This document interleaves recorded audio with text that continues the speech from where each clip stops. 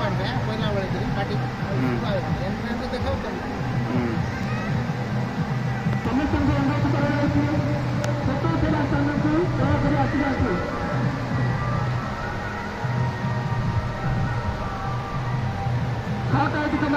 ସେମାନେ ଆଗକୁ ଆସନ୍ତୁ ସେମାନେ ପଛରେ ଛିଡ଼ା ହୁଅନ୍ତୁ ଛୋଟ ପିଲାମାନଙ୍କୁ ଆଗରେ ବସନ୍ତୁ। ହ୍ୟାଲୋ ବନ୍ଧୁଗଣ, ଆମେ ଏମିତି ଗୋଟେ ଜାଗାରେ ଆସିଛୁ କଳାହାଣ୍ଡି ଜିଲ୍ଲା ଡୋକରୀ ଚତ୍ରା, ଯାହା ସମସ୍ତଙ୍କର ମନକୁ ମୁଗ୍ଧ କରେ।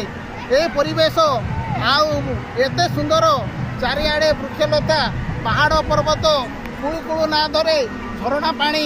ଏଠାରେ ଅନେକ ଅନେକ ଦର୍ଶକ ଆସୁଅଛନ୍ତି, ଭୋଜିଭାତ କରି ମନମୁଗ୍ଧ କରି ଯାଉଅଛନ୍ତି।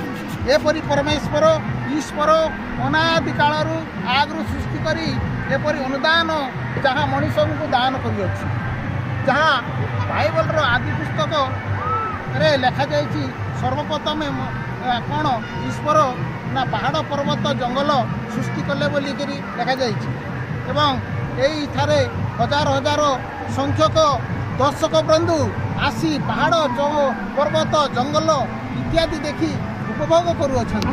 ସେମାନେ ପୁଣି ଭୋଜିଭାତ ଖାଉଅଛନ୍ତି, ପିକନିକ୍ ବଣଭୋଜି ହିସାବରେ ଅନେକ ଦୂର ଦୂରାନ୍ତରୁ, ଯାହାକି ବହୁତ ଦୂର ଶହ ଶହ କିଲୋମିଟର ମଧ୍ୟରୁ ଆସିଅଛନ୍ତି। ଯାହା ଈଶ୍ୱରଙ୍କର ଅନୁଦାନ।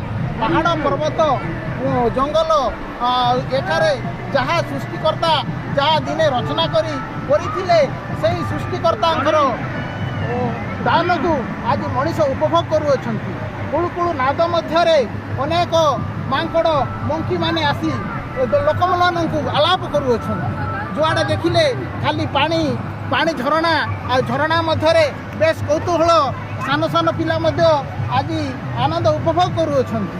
ଏଠାରେ ବହୁତ ସୁନ୍ଦର ପାହାଡ଼ ଆଉ ମଧ୍ୟ ସ୍ଥାନରେ ଏପରି ଅନେକ ଅନେକ ଦର୍ଶନ ସ୍ଥାନ, ବିଭିନ୍ନ ପ୍ରକାର ମନ୍ଦିର ମଧ୍ୟ ଦେଖିବାକୁ ମିଳୁଅଛି। ତେଣୁ ଏଠାରେ ଆମେ ମଧ୍ୟ ମୁଁ ଆସୁଅଛି, ଆସିକରି ମଧ୍ୟ ଦିନେ ଉପଭୋଗ ଆଜି କରୁଅଛି।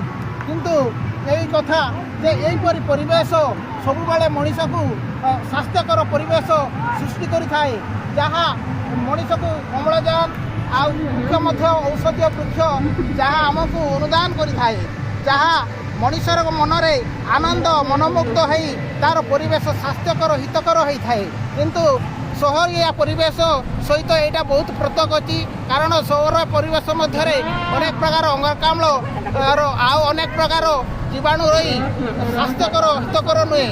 କିନ୍ତୁ ଏହି ପ୍ରକାର ପରିବେଶକୁ ମଣିଷ ଆଜି ତା'ର ନିଜ ଇଚ୍ଛାରେ ନଷ୍ଟ କରି ତା'ର କାର୍ଯ୍ୟକଳାପ କରି ନିଜେ ହିଁ ଉପଭୋଗ କରୁଛି, ନିଜେ ହିଁ ତା'ର କାର୍ଯ୍ୟକଳାପକୁ ନଷ୍ଟ କରି ତା'ର ମାନେ କୁପ୍ରଭାବ ବ୍ୟବହାର କରି ଆଜି ପୃଥିବୀକୁ ନଷ୍ଟ କରିବାକୁ ଯାଉଛି। ତେଣୁ ଆଜି ଆମେ ଏଇଠାରେ ଆସି ବହୁତ ଆନନ୍ଦରେ ମଧ୍ୟ ଉପଭୋଗ କରୁଅଛୁ।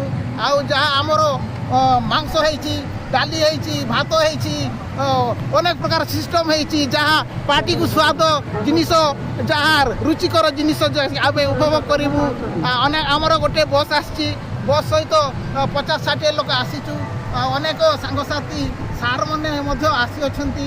ସେମାନେ ଆଜି ଏହି ସ୍ଥାନରେ ଆମେ ଉପଭୋଗ କରି ଏହି ସ୍ଥାନର ପରିବେଶର ଯାହା ଆମକୁ ଦାନ କରିଅଛି, ସେଇ ଜିନିଷଟାକୁ ମନେ ପକାଇବା ପାଇଁ ଏଇ ଜିନିଷଟା ଆମେ ଭିଡ଼ିଓ ମାଧ୍ୟମରେ ଆପଣମାନଙ୍କୁ ଜଣାଉଅଛୁ। କିନ୍ତୁ ଆମର ଏଇ ବନ୍ଧୁମାନେ ବିଭିନ୍ନ ସ୍ଥାନରୁ ଆସୁଅଛନ୍ତି, ଆମେ ଜାଣିନୁ କେଉଁ କେଉଁ ସ୍ଥାନରୁ ଆସୁଅଛନ୍ତି। ତେଣୁ ଏହି ପରିବେଶକୁ ଆମେ ସବୁଦିନ ପାଇଁ ଆମର ବଜାୟ ରଖିବା ଉଚିତ, ଯାହା ଆମର ଆଗାମୀ ପିଢ଼ି ପାଇଁ ମଧ୍ୟ କାର୍ଯ୍ୟ କରିବ। ଏପରି ଅନାଦି ଅନନ୍ତ ପରମେଶ୍ୱର ସୃଷ୍ଟିକର୍ତ୍ତା ଯାହା ପୃଥିବୀ ମଧ୍ୟରେ ସେ ଚିନ୍ତା କରି ପାହାଡ଼ ପର୍ବତ ଜଙ୍ଗଲ ସୃଷ୍ଟି କରିଅଛନ୍ତି ଓ ଆପଣା ପ୍ରତିମୂର୍ତ୍ତିରେ ଆପଣା ସଦୃଶରେ ମନୁଷ୍ୟକୁ ନିର୍ମାଣ କରିଅଛନ୍ତି ବୋଲି ପବିତ୍ର ବାଇବଲ ସାକ୍ଷ୍ୟ ଦିଏ। ବିଭିନ୍ନ ପ୍ରକାର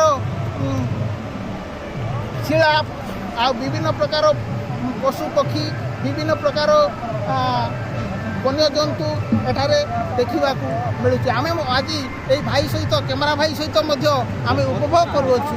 ଯାହା ଆଜି ଖାଇବା ଦ୍ୱାରା ଆମର ଏଠାରେ ପରିବେଶ ଖାଇବା ଦ୍ୱାରା ଆମର ମଧ୍ୟ ଗୋଟେ ମାନେ ଲାଭ ହେଉଛି, କାହିଁକି ଆମର ଆନନ୍ଦ ଆସୁଛି ଏଇ ଜାଗାରେ। ଆଉ ଏଇ ପରିବେଶ ଆମର ସବୁଦିନ ପାଇଁ ଥାଉ ବୋଲି ଆମେ ଆମର ଦର୍ଶକ ବନ୍ଧୁମାନଙ୍କୁ ସମସ୍ତଙ୍କୁ ଅନୁରୋଧ କରୁ। नमस्ते